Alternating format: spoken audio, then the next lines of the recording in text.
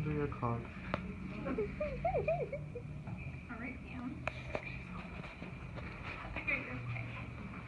I'm starting in like 10 seconds if this takes. Okay.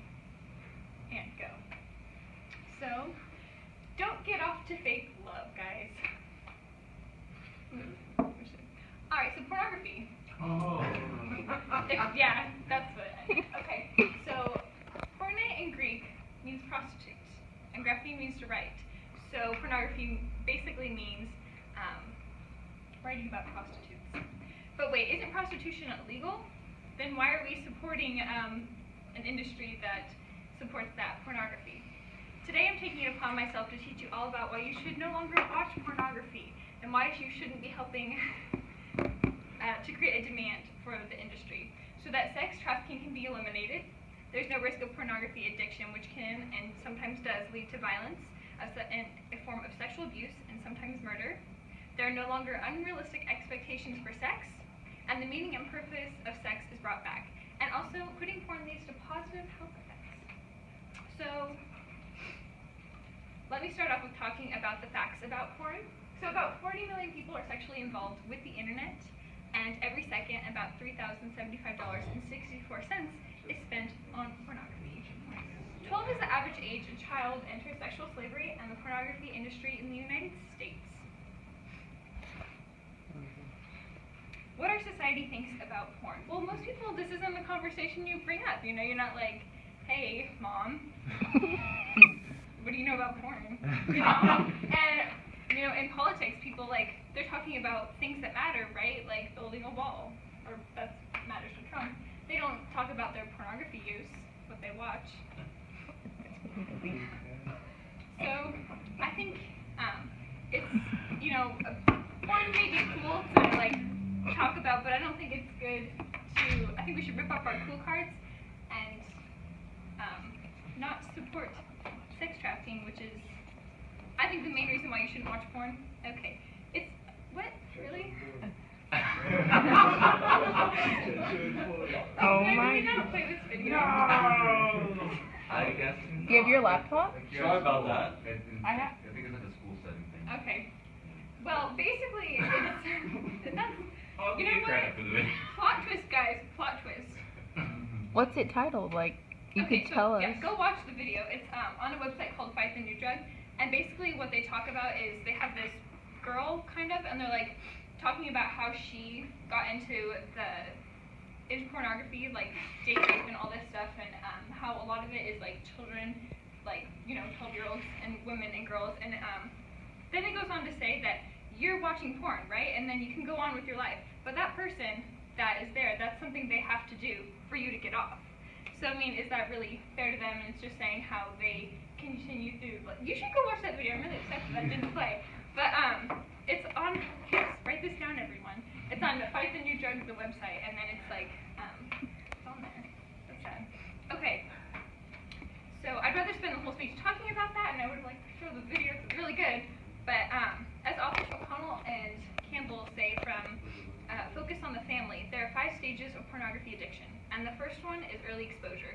So 12 is usually the age that most teenage boys start watching porn. And then the second step, addiction, as they watch it like continuously and it becomes excessive, they become addicted to it. And the third stage is the viewer starts to watch stuff that may have disgusted them in the beginning when they started watching porn, and now it doesn't really matter to them, like it's not that bad.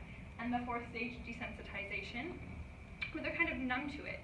So they have to watch harder and harder porn, rape scene simulation, things like that. And the fifth stage is acting out sexually. Now the author of this article told a personal story from his experience.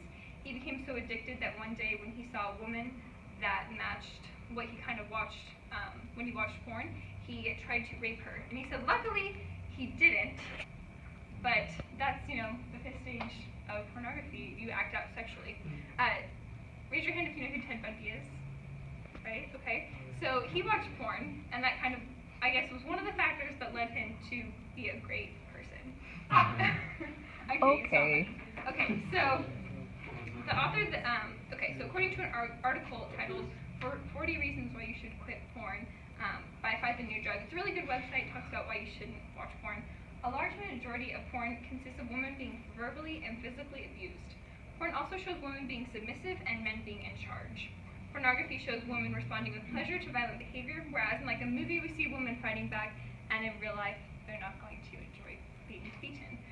Watching pornography like that can lead viewers to abuse their partners because they think it's okay and what women want. And just as I mentioned, like with violence, porn can lead to unrealistic expectations. This is a quote that I found from Feminism in Film. The author Naomi Wolf says, "Here's what young women tell me on college campuses when the subject comes up. They can't compete and they know it. For how can a real woman with pores in her own breasts and even sexual needs of her own, let alone with speech that goes beyond more you've stud, possibly compete with the cyber version of perfection, downloadable and extinguishable at will, who comes, so to speak, utterly submissive and tailored to the consumer's least specification?" So that makes me think that this video won't play either.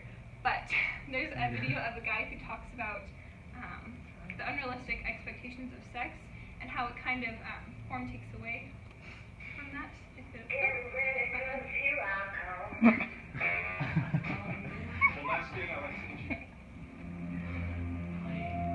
Regular porn is not already filled with these motives. Even in its mildest version, the mildest version of porn, what porn is showing us, like, I don't know, 80, maybe 90% of the time, is actually sex with no hands involved.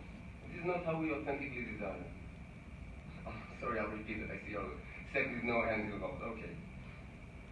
If you're not gonna give up watching porn, so next time you do watch, just notice that porn cameras have no interest in capturing any normal sensual activities such as petting, caressing, making out, touching, hugging, kissing. No.